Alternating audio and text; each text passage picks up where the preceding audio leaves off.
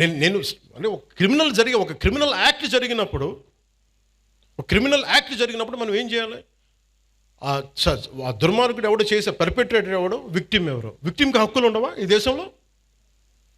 ఒక మానభంగానికి గురైన ఆడబిడ్డకి హక్కులు ఉండవా? అంటే మానభంగం చేసినోడికి హక్కులా ఈ దేశంలో? మానభంగానికి గురి కాబడ్డ హక్కులు ఉండవా? ఒక నిర్భయకు హక్కులు లేవా? అంటే నిర్భయ లాంటి 100 ఇన్సిడెంట్లు జరిగితే తప్ప మాట్లాడరు ఈ దేశంలో. ఒక ఆడబిడ్డను కూర్చోబెట్టి రోడ్డు మీద వెళ్తుంటే ఇలా చేయి పట్టుకుని లాగి చంప మీద కొట్టే సమాజం కాదా ఇది?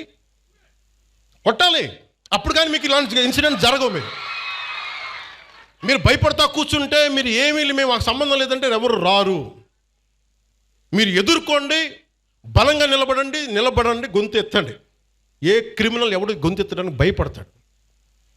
ఎందుకంటే నాలాంటి వాళ్ళు మేము తెగించున్నాం ఇక్కడ ఈ నేల కోసం. అందుకని నేను చెప్తాను, మీరు you have to stand out sir.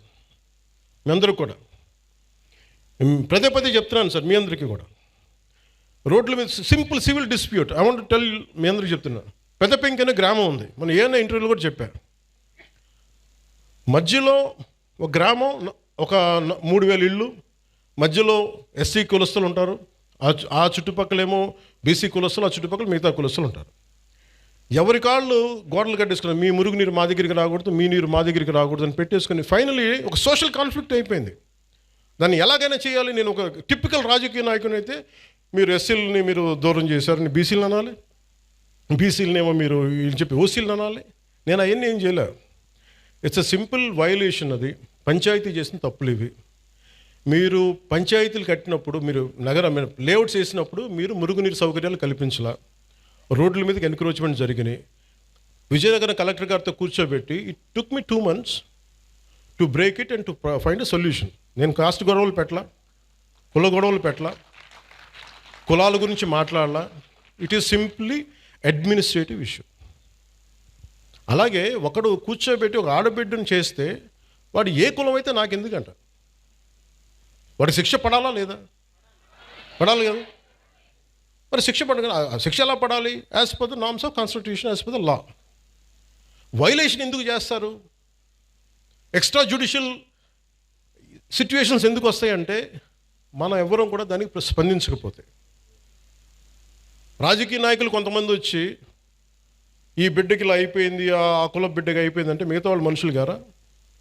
ఇదే దిశ కేసులో ఇదే పెద్ద మనిషి అసెంబ్లీలో కూర్చొని చాలా కరెక్ట్గా చేశారని తెలంగాణ ప్రభుత్వం ఈ పెద్ద మనిషి ఎంకరేజ్ చేస్తాడు, మళ్ళీ చప్పట్లు కొడతాడు. మళ్ళీ అదే పెద్ద మనిషి ఎంత హిపోక్రసీ అంటే మళ్ళీ ఇక్కడికి వచ్చి మళ్ళీ కులం కూడా లేవెత్తాడు. సవాళ్ళు వేస్తే కానీ వాళ్ళకి సంతోషం రాదు, అది సమస్య. అంటే మీరు ఇది ఎందుకు చెప్తా అంటే, మనం ఏదో ఒక పంచ్ డైలాగ్ వేయటానికి కాదు. నేను అంటుంది ఏంటంటే, మీరు క్రిమినాలిటీ ఇక్కడ ఇంతమంది ఆడపిల్లలు ఉన్నారు, మీరు మహిళలు ఉన్నారు. మీ బిడ్డల భవిష్యత్తును మీరు చాలా జాగ్రత్తగా పెట్టుకోవాలమ్మా. మీరు క్రిమినల్స్ని మటుకు అట్ బే పెట్టాలి, దూరం పెట్టాలి. దూరం పెట్టాలంటే మీ చుట్టుపక్కల కాలనీలో జరుగుతున్న దానికి మీరు ఎదుర్కోకపోతే సిటిజన్ కౌన్సిల్ పెట్టుకొని. సిటిజన్ కౌన్సిల్ అంటే వెరీ సింపుల్. మీ వీధిలో ఉండే ఒక 30 మంది 40 మంది ఒక గ్రూప్ కండి, వాట్సాప్ గ్రూప్. అలాంటి వాట్సాప్ గ్రూప్ ప్రతి సందులో ఒకటి మొదలు పెడితే మీ మొత్తం ఆ కాలనీకో దీనికో అన్నీ కలిపి ఒక కనీసం 1000 ఓట్లు, 1000 మంది తయారవుతారు. 1000 మంది రావగానే any typical politician will think of 1000 votes. అట్లా దానికన్నా స్పందిస్తారు. కోపం రాకపోవచ్చు పొలిటీషియన్స్కి అందరికీ. కనీసం 1000 ఓట్లు పోతాయేమో ఆ కాలనీలో, మనకి రావేమో, మనకి ఆ భానుగుడి జంక్షన్ ఓట్లు రావేమో అని చెప్పి కొంచెం చేస్తారు. అట్లీస్ట్ దాని ఉద్దేశం పెట్టుకో. సో అందుకే నాకు ఇది ఎందుకు చెప్తున్నానంటే, law and order, let us be very clear, we won't spare anybody. అలాగే ఈ వైసీపీ రౌడీ మొక్క కూడా చెప్తున్నా, మీరు ఇలాంటి ఎన్ని పిచ్చి వేషాలు వేసినా రేపు నుంచి నన్ను తిడతారు, నాకు ఓకే.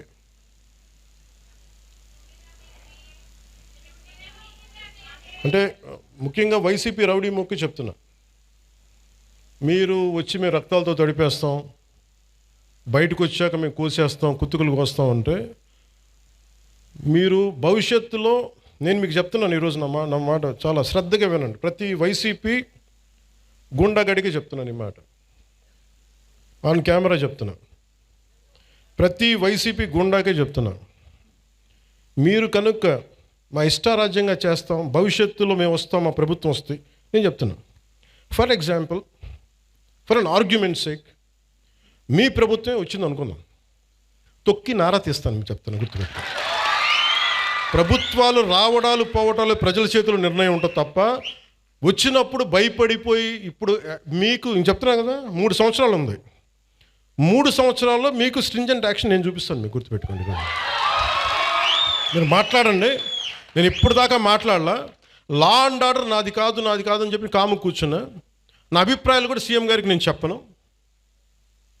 డైరెక్ట్గా నా అభిప్రాయాలు నేను ప్రజలతోనే చెప్తాను. నేను సీఎం గారికి కూడా చెప్పను. ఇంకా మా నాయకులు కూడా నాకు చెప్తే వీళ్ళు ఎంత మొహాటసులో నాకు తెలియదు, ఎంత చెప్తారో నాకు తెలియదు. నా డైలాగ్ ఒకటే అమ్మా, నా డైలాగ్ ఒకటే, నా కమ్యూనికేషన్ ఒకటే. నాకు నా ప్రజలకి తప్ప నేను ఎవరితో మాట్లాడు, దీనికి సంబంధించి మీతోనే మాట్లాడు. అందుకని మీరు పోలీస్ అధికారులు కూడా చెప్తున్నారు, భవిష్యత్తులో ఒకవేళ వైసీపీ వస్తే అందుకని మనం జాగ్రత్తగా ఉండాలి. ఒకవేళ చెప్తున్నాను, రాదని చెప్తున్నా, ఒకవేళ నేను నాకున్న ఇది కనెక్షన్ చెప్తున్నాను, నా కమిట్మెంట్ చెప్తున్నాను.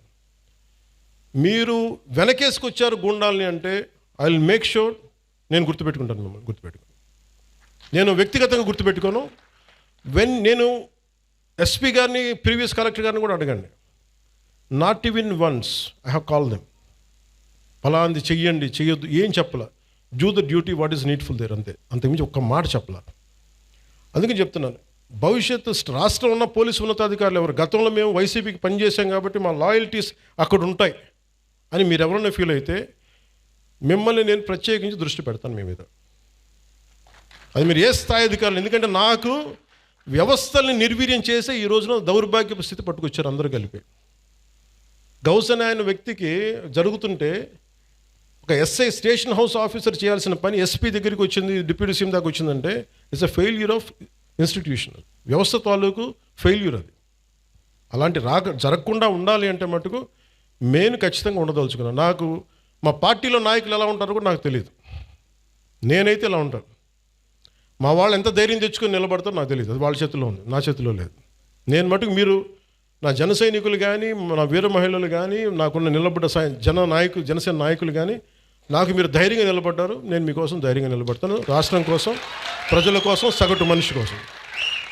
జై హింద్. సో ఇలా మాట్లాడాలంటే ఆ చంపిన సదరు వ్యక్తులు కూడా అదే కులం వ్యక్తులను, ఆడబిడ్డలను పాటు చేశారు వీళ్ళు. అవి కూడా మాట్లాడాలి కదా. ఎమ్మెల్సీ అనంతబాబు కూర్చోబెట్టి అతను కాపు కొలుస్తాడంట. అతను ఒక దళిత డ్రైవర్ని చంపేశాడు. ఎంత గొప్పగా డిక్కీలో పెట్టి ఇంట్లో అప్పచెప్పొచ్చాడు. దాని గురించి ఎవరు మాట్లాడరు. అప్పుడు కులాలు రావు. ఒక రౌడీ ఎలిమెంట్ చచ్చిపోతే దానికి నన్ను లాగుతారు. ఇంతమంది ఎమ్మెల్యేలు, ఇంతమంది ఎంపీలు ఉన్నారు, మీరు ఎవరు నోరు తెరవకపోతే నేను ఏం చేయను చెప్పండి మీ అందరికీ. నేను రానా రోజు? ఏం చేస్తున్నారు మీరందరూ? ఇబ్బందిగా ఉంటుంది నాకు. కాదు, నిజంగా మీరు లోపల నుంచి నమ్మాలి. రోడ్ల మీదకి వచ్చారు ఈరోజు జనం. 150 మనకి 100 సీట్లు వచ్చి 164 సీట్లు వచ్చినాయి అంటే యువత రోడ్ల మీదకి వచ్చారు. ఒక్కొక్కరు ఎదుర్కొన్నారు వాళ్ళు. మీకు పౌరుషం లేకపోతే ఎట్లా? దయచేసి ఈ మాట అంటే ఆ కులం ఓట్లు పోతాయేమో, ఈ మాట అంటే ఆ కాపులు ఓట్లు పోతాయండి. ఎలా పోతాయండి కాపులు ఓట్లు? అంటే అలా కాదు. ఇప్పుడు కూర్చోబెట్టి ఎమ్మెల్సీ అనంతబాబు అనేవాడు కూర్చోబెట్టి మర్డర్ చేస్తే అది కాపులందరికీ చెడ్డ పేరా? మీరు చెప్పండి. మరి ఇలా కూర్చోబెట్టి ప్రతిదానికేనా అర్థం పర్థం లేకుండా కులం పట్టుకొస్తాడా? ఈ ఆంధ్రప్రదేశ్ కులం దరిద్రం వదిలితే తప్ప ఆంధ్రప్రదేశ్ బాగుపడదు. ఎంతకాలం పిల్లలు ఇక్కడ ఏమడుగుతున్నారు? భవిష్యత్తు అడుగుతున్నారు. మాకు ఉద్యోగాలు కావాలి, ఉపాధి అవకాశాలు కావాలంటే అవన్నీ ఆలోచించడం వదిలేశారు. ఆ కులం ఎందుకు ఓట్లు పోతాయి? ఏ కులపు ఓట్లను ఎందుకు పోతాయి? మీరు సవ్యంగా పనిచేస్తే మనందరం ఓట్లు ఎందుకు పోతాయి? లా అండ్ ఆర్డర్ని కాపాడితే ఓట్లు పోతాయా? ఇదే చెప్పండి. మీ గొంతు తెలియాలి వీళ్ళకి. మీరు అందుకే నేను కూర్చోబెట్టి, అలా కాదు, మీకు కూర్చోబెట్టి భయపడతా ఉంటే ఎవడు పని చేయగలడు ఈ దేశంలో?